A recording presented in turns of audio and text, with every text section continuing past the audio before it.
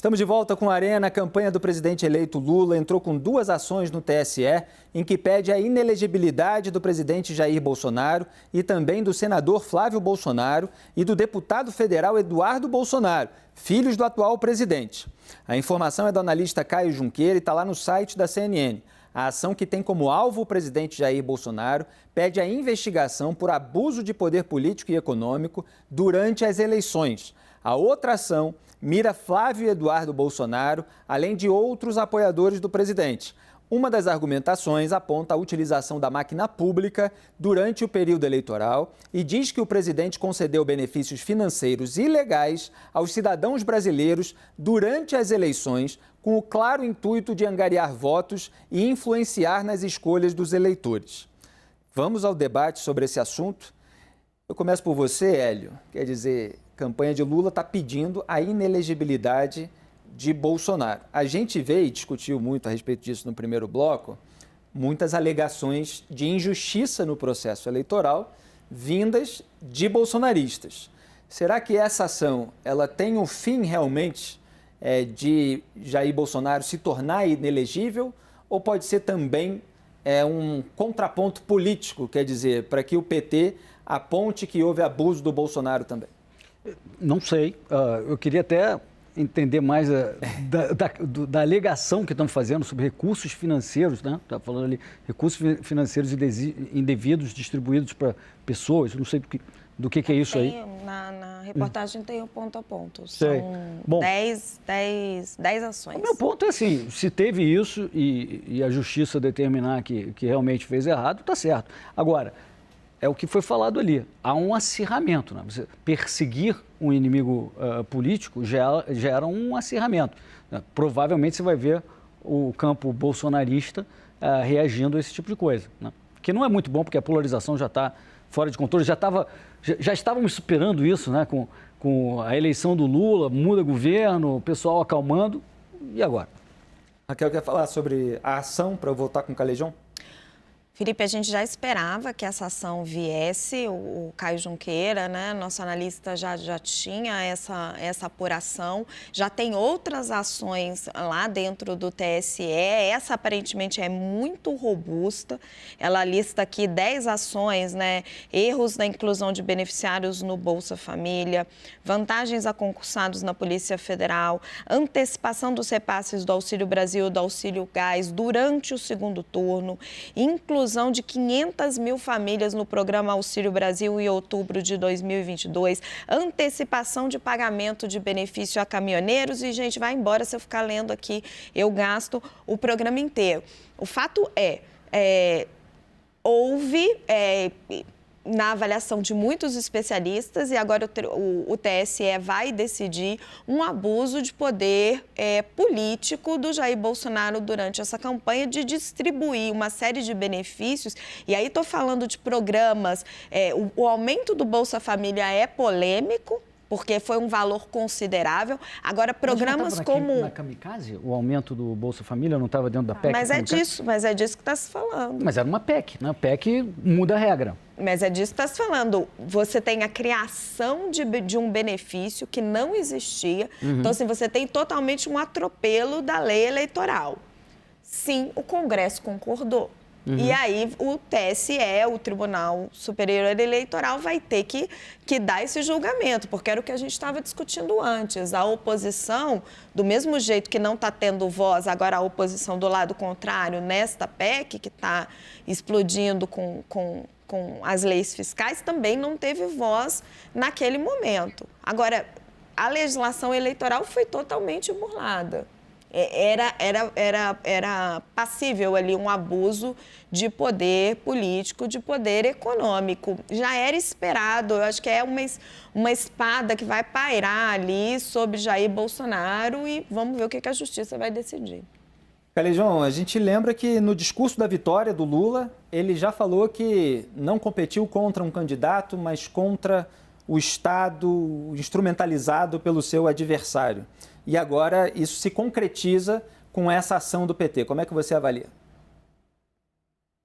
avalio que isso é o que foi efetivamente feito. Eu concordo com Raquel. Raquel te deu os dados empíricos de quais são as medidas que constam contra as figuras que foram citadas. A meu ver, Felipe, não se trata de perseguição política, isso é seríssimo. Então, na medida em que você usa esse termo perseguição política, você suscita um conjunto de ideias que remetem à ilegalidade, que remetem à exceção de garantias e direitos civis. Esse não é o caso. O fato, a gente começou o programa de hoje debatendo isso, é que a gente habita uma república. Essa república funciona de acordo com regras. Existe um jogo eleitoral e uma justiça eleitoral e um tribunal superior eleitoral que são os guardiões dessas regras. Efetivamente, você não pode, no exercício da presidência da República, se articular de forma a utilizar o teu poder, a utilizar a máquina pública, a favorecer parcela do teu eleitorado no que diz respeito a beneficiar caminhoneiros, taxistas, a aumentar um conjunto que era, naquela ocasião, o Auxílio Brasil, há 3 meses antes da eleição. Você não pode adotar toda uma agenda social há apenas 3 meses da eleição, porque efetivamente isso caracteriza o uso da máquina e vai configurar abuso econômico para fazer política. Então, a meu ver, isso não caracteriza nenhum tipo de perseguição a opositores políticos. Vale lembrar para vocês, para encerrar minha fala nessa medida, que quem disse que iria fuzilar opositores políticos foi o próprio Jair Bolsonaro, quando ele pega um tripé desse de câmera e empunha como se fosse uma metralhadora e diz que iria fuzilar a petralhada. Nesse caso, a meu ver, conforme a Raquel salientou com muita eloquência, a gente vai investigar possíveis crimes que foram efetivamente cometidos no período eleitoral desse último pleito presidencial. Esse caso a que o Calejão se refere ocorreu em 2018. O Jair Bolsonaro pegou ali um tripé de câmera e falou em fuzilar a petralhada. Eu me lembro muito bem, porque eu analisei o caso de vários pontos de vista, político, jurídico, etc. E a Raquel Dodge era procuradora-geral da República, e aí ela argumentou que crime não houve, apesar, evidentemente, de se poder fazer todo tipo de crítica moral àquela irresponsabilidade, porque até o sujeito era indefinido, petralhada, ela fez toda uma argumentação do ponto de vista jurídico, mas isso, obviamente, deu o que falar e reapareceu ao longo dessa corrida eleitoral. Como é que você vê essa ação, Samantha? Eu acho difícil configurar isso, porque foi aprovado por meio de uma PEC. Então, quem aprovou essa PEC, os congressistas são cúmplices desse abuso de poder econômico. E acho que também tem a questão do momento político, porque se havia esse abuso do poder econômico, ele aconteceu no momento da PEC. Ninguém questionou isso no STF, ninguém levou a inconstitucionalidade dela naquele momento para suspender todos esses benefícios. Porque Você se refere à PEC Kamikaze? A PEC Kamikaze. Sim, que foi aprovada com votos dos petistas. Que foi aprovada justamente, porque qual é o parlamentar que é eleito pelo povo que vai dizer que é contra o aumento de um benefício? Então, estava todo mundo mirando as eleições. Agora que as eleições terminaram, eles estão questionando isso com abuso de poder econômico. Então, se houve, né, dentro dessa linha de raciocínio, todos aqueles que aprovaram foram cúmplices. Eu não vejo dessa maneira, tá? Eu acho que se foi aprovado por PEC, houve uma legitimou-se esses benefícios concedidos à população. Eu não consigo, e acho, assim, fazendo aqui minha intuição, eu não acho que o TSE deva levar isso à frente, até porque a gente está num momento de pacificação social. É uma intuição, Raquel. Não, sim, concordo, doutora, acho que ninguém foi contra isso no momento em que era devido, só me preocupa muito o precedente. Porque se você tem um precedente de que se pode criar um programa às vésperas da eleição, o que vai acontecer Brasil afora antes das próximas eleições municipais?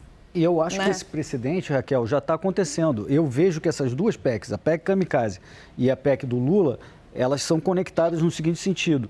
O Congresso resolveu fazer um favor aí para o Bolsonaro na Kamikaze, permitindo esse aumento de gastos, e agora está falando, vamos fazer para o Lula no novo governo que está assumindo. Então, eu acho que existe um pouco dessa boa vontade. Eu acho que uma próxima vai ser muito mais difícil. O Lula, durante o governo, fazer uma próxima PEC não vai ser a facilidade que ele teve, ou que está tendo até o momento. Diga, Calejão, estava querendo falar. Deixa eu fazer um pequeno adendo, só endereçando esse raciocínio do Hélio.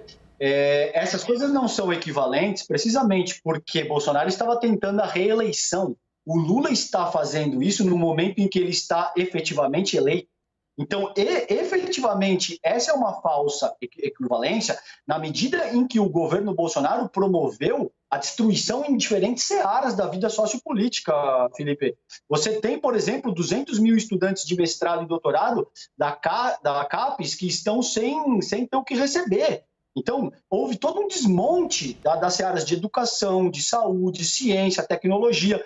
E essa exceção, eu gosto muito quando Raquel diz que isso abre um precedente perigosíssimo, porque se daqui a 4 anos o Lula resolve se reeleger e ele adotar esse mesmo tipo de mecanismo, isso vai ser complicadíssimo. Aí, efetivamente, a minha análise seria nesse sentido. Isso, a meu ver, é inconstitucional, fere a justiça eleitoral e tem que ser rechaçado. Agora, nesse caso, essa equivalência que Hélio tem de estabelecer, a meu ver, não é legítima, porque Bolsonaro usa isso tentando um processo de reeleição. O Lula está adotando essa PEC no sentido de endereçar todo um estrago que foi feito pelo bolsonarismo e de atender pessoas que estão passando fome, mas não é única e exclusivamente gente passando fome. Você tem que retomar processos da área de saúde, de educação, de infraestrutura, de ciência e tecnologia e, portanto, a necessidade urgente de se estabelecer essa PEC. Calejão, Diga, Raquel. Rapidinho, eu acho que tem uma equivalência, sim, porque lá Bolsonaro tentava fazer um gasto pré-eleitoral, sim, visando a eleição, e aqui Lula tem um desafio, tem promessas de campanha para cumprir, né? Tem um orçamento que está muito sucateado por conta das limitações impostas pelo teto de gastos e das reformas que não foram lá atrás, mas o volume de recursos é muito alto. E esse volume de recursos tem uma parte dele que vai ser destinada a dar um boost na economia, seja por investimentos, que é para aumentar a popularidade do Lula, para enfrentar o bolsonarismo. Então, em ambos os casos, embora lá fosse muito claro, né, lá atrás, antes das eleições, muito evidente, porque você tinha as eleições às portas e, inclusive, se rompeu a lei eleitoral, a gente está discutindo isso, aqui também tem um componente eleitoral incluído aí. Agora, um comentário rapidinho. Eu entendo perfeitamente que o Lula está tentando fazer isso, imaginando que ele vai conseguir ter um estímulo da economia. Porém, esses gastos, para eles serem efetivados, eles vão tirar recursos da sociedade por emissão de dívida, já que a gente, a princípio, está trabalhando com o cenário de não ter aumento de imposto. Esse dinheiro, então, portanto, vai deixar de fazer investimentos, deixar de gerar emprego para atender essas necessidades. Então, isso não necessariamente gera um estímulo na economia. Você está trocando um dinheiro que seria gasto por investidores privados, por gente que aplicaria a sua poupança, por um dinheiro que o governo vai fazer. Não representa estímulo. Calejão? Não, veja, aí depende de qual teoria econômica você subscreve, Hélio. Você evidentemente sabe disso. Se você acredita que existem um sem número de projetos ao redor do mundo que te demonstram isso, que existe multiplicador fiscal do gasto público, enfim, isso é uma outra teoria, que é uma outra discussão que a gente precisaria de um outro programa inteiro. Com relação ao que disse a Raquel, veja, tem a questão que o que eu sinto, pelo menos, e era isso que eu estava te dizendo que caracteriza uma falsa equivalência, é que o Lula não está tentando nenhum processo de reeleição. Agora, sem dúvida, cabe refletir que isso gera um ganho de imagem para ele e que existem diferentes benefícios correlatos à aprovação dessa PEC para a imagem do Lula e para a administração do Partido dos Trabalhadores, seguramente sim. Seria ingenuidade negar isso dessa forma. Quando eu digo que não existe equivalência possível nessa medida, é que Bolsonaro faz isso tentando muito claramente um processo de reeleição e Lula faz isso, a meu ver, tentando resgatar todo um processo de terra arrasada no qual o próprio bolsonarismo colocou o Brasil. E o Lula já está eleito, então ele não está tentando nenhum processo efetivo de concorrer à reeleição. A meu ver, essa questão precisa ser ponderada. Obrigado, Calejão.